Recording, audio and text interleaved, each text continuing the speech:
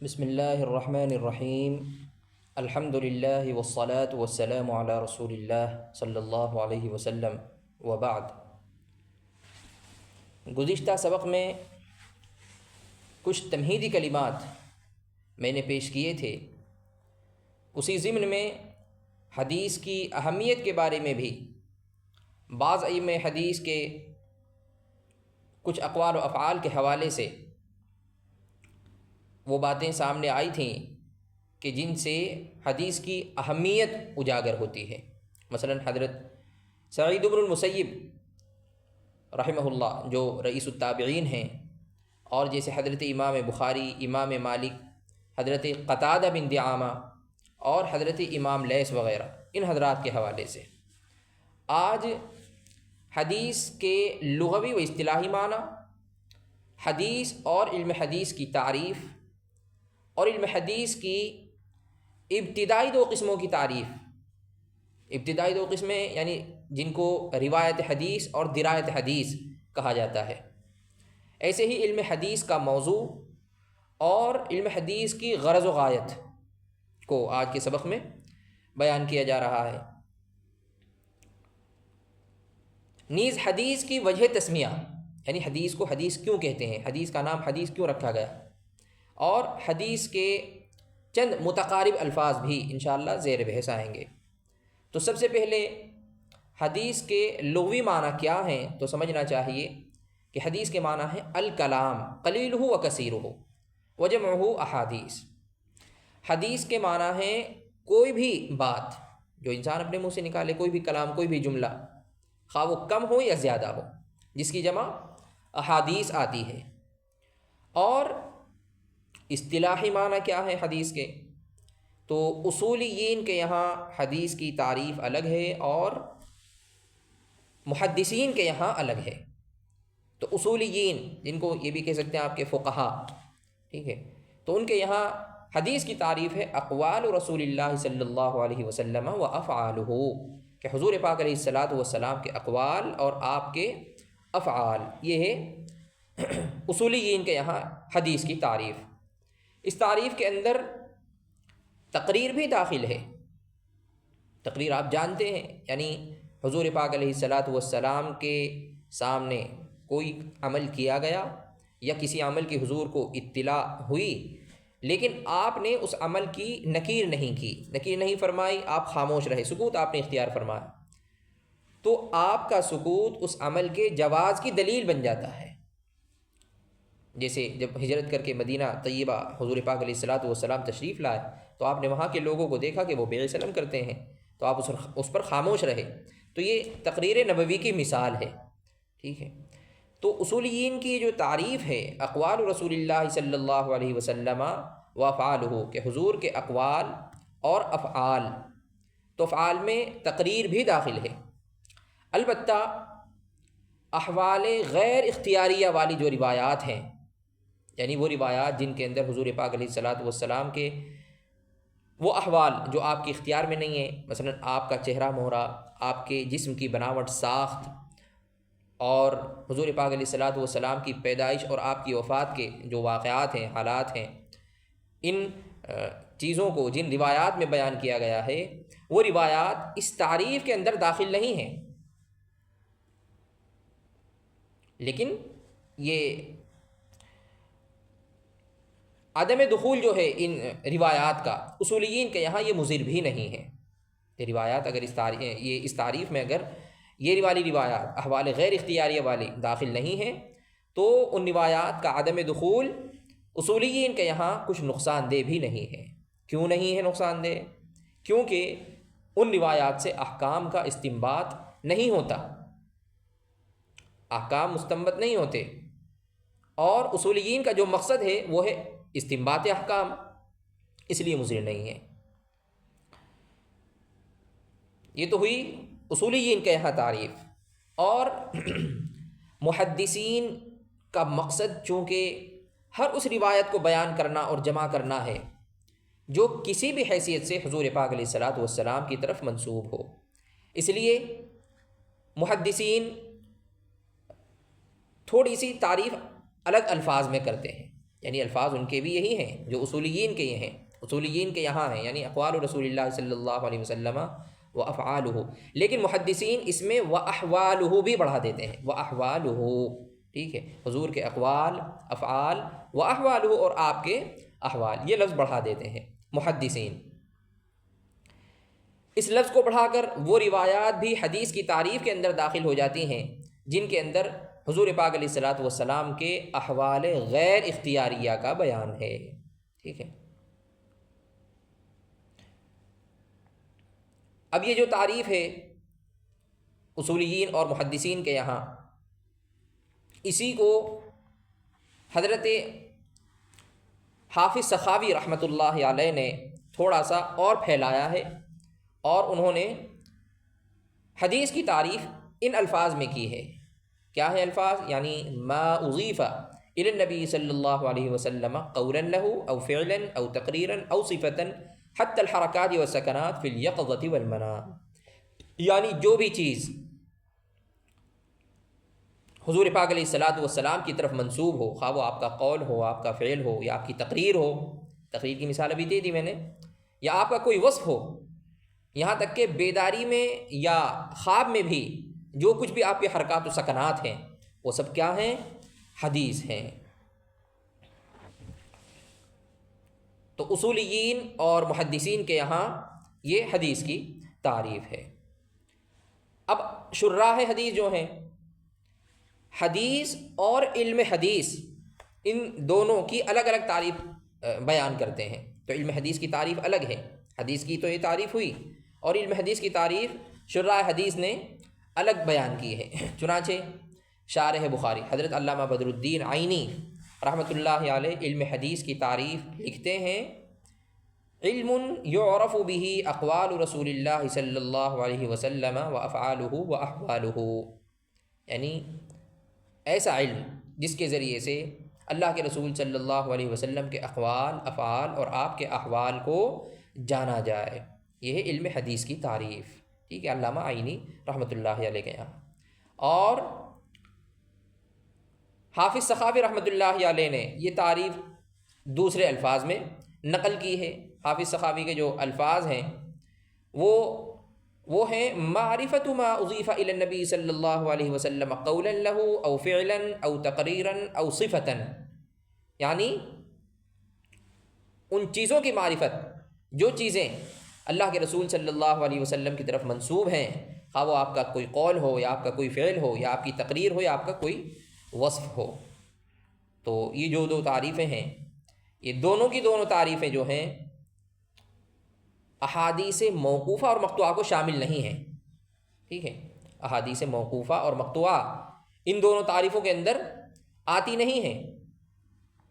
حالانکہ علم حدیث کے اندر تو احادیث موقوفہ اور مقطوعہ سے بھی بحث کی جاتی ہے، تو یہ تعریف گویا کہ جامع نہیں ہوئی حضرت علامہ بدر الدین عینی کی اور حافظ سخاوی کی ذکر کردہ جو تعریف ہے، یہ دونوں تعریفیں جامع نہیں ہوئیں، اس لیے ایک اور تعریف کی گئی ہے، ایسی تعریف کہ اس تعریف کے اندر احادیث موقوفہ اور مقطوعہ بھی کیا ہوتی ہیں؟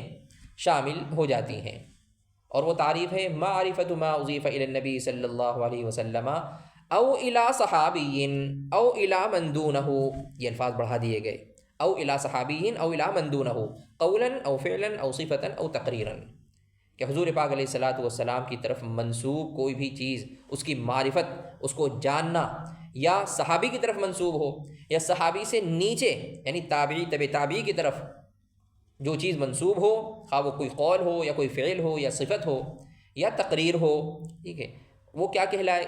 وہ یعنی اس چیز کی معرفت وہ علم حدیث ہے، ٹھیک ہے۔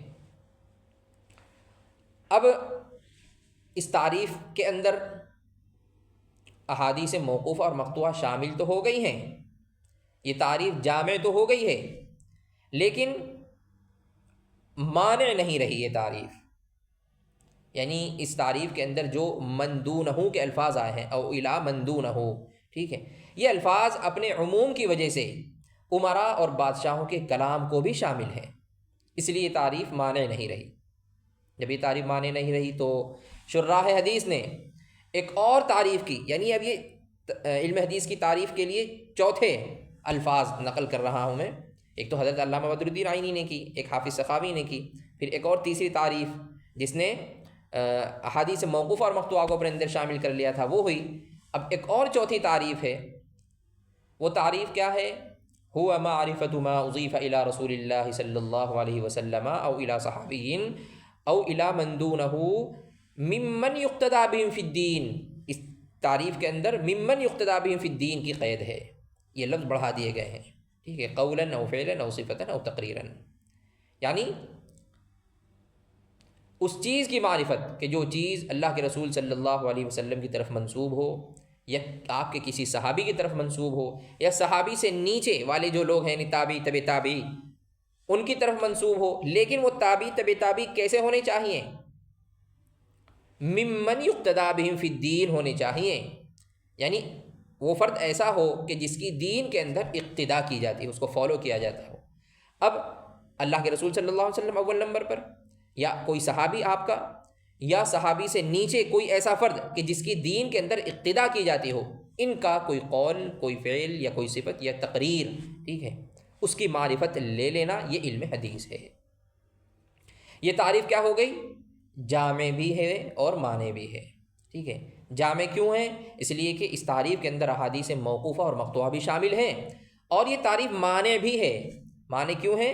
کیونکہ اس میں بادشاہوں کے اور غیر علماء کے جو واقعات ہیں وہ شامل نہیں ہیں. ممن یقتدی بہم فی الدین کی قید کی وجہ سے وہ شامل نہیں ہیں. تو یہ علم حدیث کی تعریف ہو گئی. ابھی جیسا کہ ذکر کیا تھا کہ علم حدیث کی ابتداءً دو قسمیں ہیں، ٹھیک ہے، جس کو روایت اور درایت سے تعبیر کیا جاتا ہے، یا دوسرے لفظوں میں علم الحدیث روایتاً و علم الحدیث درایتاً کہہ دیا جاتا ہے، ٹھیک ہے. تو ان دونوں کی تعریف بھی سمجھ لینی چاہیے کہ علم حدیث روایتاً کیا چیز ہے اور علم حدیث درایتاً کیا چیز ہے. تو علم روایت حدیث کی تعریف هو علم بنقل اقوال رسول اللہ صلی اللہ علیہ وسلم وافعالہ واحوالہ بالسماع المتصل وضبطها وتحریرها. یہ علم روایت حدیث ہے، ٹھیک ہے. هو علم بنقل اقوال رسول اللہ صلی اللہ علیہ وسلم وافعالہ واحوالہ بالسماع المتصل وضبطها وتحریرها. اور علم درایت حدیث کی تعریف کیا ہے؟ علم درایت حدیث کی تعریف ہے هو علم يتعرف به انواع الروایت واحکامها وشروط الرواۃ واصناف المرویات واستخراج معانیها. یہ الفاظ ہیں کہ جن سے علم درایت حدیث کی تعریف کی جاتی ہے. تو کسی حدیث کے بارے میں جب آپ کو یہ معلوم ہو جائے کہ یہ حدیث کس کتاب کے اندر ہے اور اس حدیث کی کیا سند ہے، اس حدیث کے یعنی رجال کون کون ہیں، اور اس حدیث کے الفاظ کیا ہیں، کن الفاظ کے ساتھ یہ حدیث پاک مروی ہے، تو یہ علم روایت حدیث ہے، ٹھیک ہے، علم روایت حدیث. اور اس حدیث کے بارے میں یہ پتہ لگ جانا کہ یہ حدیث خبر واحد ہے یا خبر مشہور ہے، یہ حدیث صحیح ہے یا ضعیف ہے، یہ حدیث متصل ہے یا منقطع ہے، اور اس حدیث کے جو رجال ہیں وہ ثقہ ہیں یا غیر ثقہ ہیں، اور اس حدیث پاک سے کیا کیا مسئلے نکل رہے ہیں، کون کون سے احکام مستنبط ہو رہے ہیں، اور یہ حدیث پاک کسی دوسری حدیث سے معارض تو نہیں ہے. اگر معارض ہے تو اس تعارض کا دفعیہ کیسے کیا جائے گا، اس تعارض کو کیسے ختم کیا جائے گا، ان سب باتوں کو جاننا یہ کیا کہلاتا ہے؟ یہ کہلاتا ہے درایت حدیث، ٹھیک ہے. اب علم حدیث کا موضوع کیا ہے اس کو سمجھنا چاہیے. علم حدیث کے موضوع کے بارے میں علماء کے مختلف اقوال ہیں. مختصراً ایک قول تو یہ ہے کہ حضور پاک علیہ الصلاۃ والسلام کے جو اقوال اور افعال ہیں اور حضور کے جو احوال ہیں وہ علم حدیث کا موضوع ہے. آپ کے اقوال، افعال اور آپ کے احوال علم حدیث کا موضوع ہیں، یہ ایک قول ہے. اور دوسرا قول یہ ہے کہ سند اور متن یہ آسان بات ہے، سند کس کو کہتے ہیں اور متن کیا چیز ہوتی ہے آپ جانتے ہیں بخوبی. سند اور متن علم حدیث کا موضوع ہے. اور ایک تیسرا قول حضرت علامہ کرمانی رحمۃ اللہ علیہ کا ہے. یہ حضرت علامہ کرمانی یہ بھی شارح بخاری ہیں اور یہ ابن حجر اور علامہ عینی سے بھی پہلے کے ہیں. ٹھیک ہے. ان کا قول یہ ہے کہ ذات رسول اللہ صلی اللہ علیہ وسلم علم حدیث کا موضوع ہے. تو یہ میں نے علم حدیث کے موضوع کے تعلق سے 3 قول آپ کے سامنے بیان کیے ہیں. اللہ کے رسول صلی اللہ علیہ وسلم کے اقوال و افعال اور آپ کے احوال علم حدیث کا موضوع ہیں. دوسرا قول یہ ہے کہ سند اور متن علم حدیث کا موضوع ہے.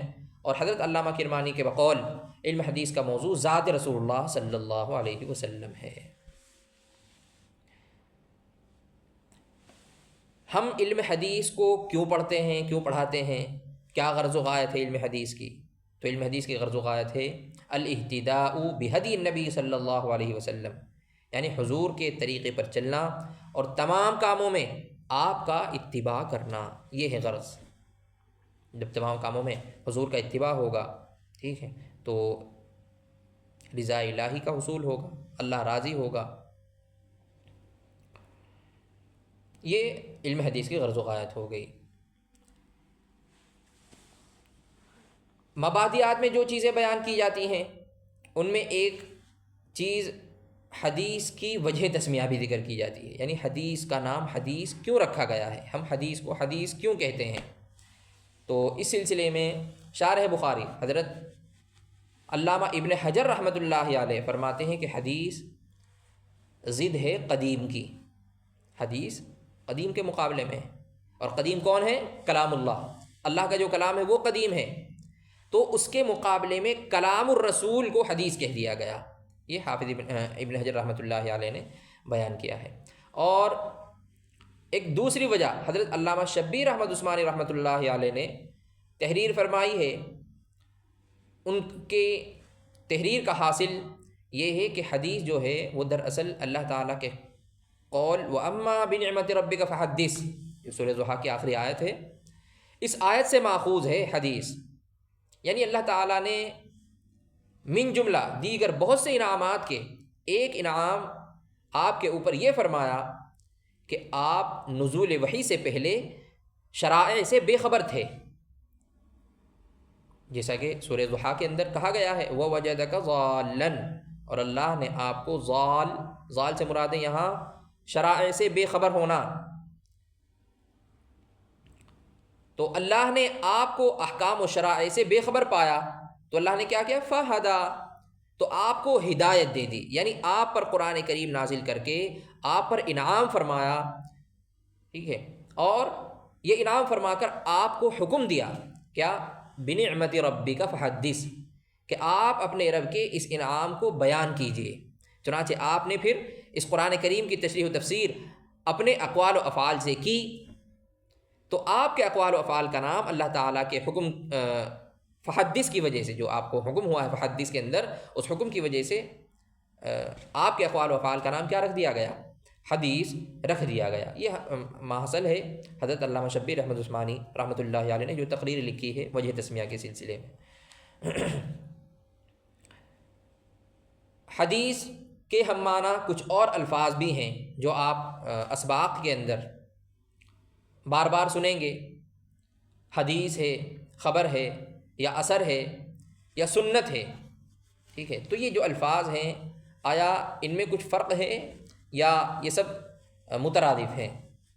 تو جمہور محدثین کے طرز عمل سے تو یہ پتہ چلتا ہے کہ یہ سب الفاظ آپس میں مترادف ہیں اور ایک لفظ کو دوسرے کی جگہ کثرت کے ساتھ استعمال کیا جاتا ہے. اگرچہ بعض محدثین نے ان کے اندر فرق بھی بیان کیا ہے، لیکن محقق بات یہی ہے کہ یہ سب مترادف ہیں. حضرت شیخ الاسلام صاحب دامت برکاتہم العالیہ نے اعلاء السنن کے مقدمے کا حوالہ لکھ رکھا ہے کہ بحث حضرت علامہ ظفر احمد عثمانی رحمۃ اللہ علیہ نے اعلاء السنن کے مقدمے میں لکھی ہے. تو وہاں ملاحظہ کر لینا چاہیے، وہاں دیکھ لینا چاہیے.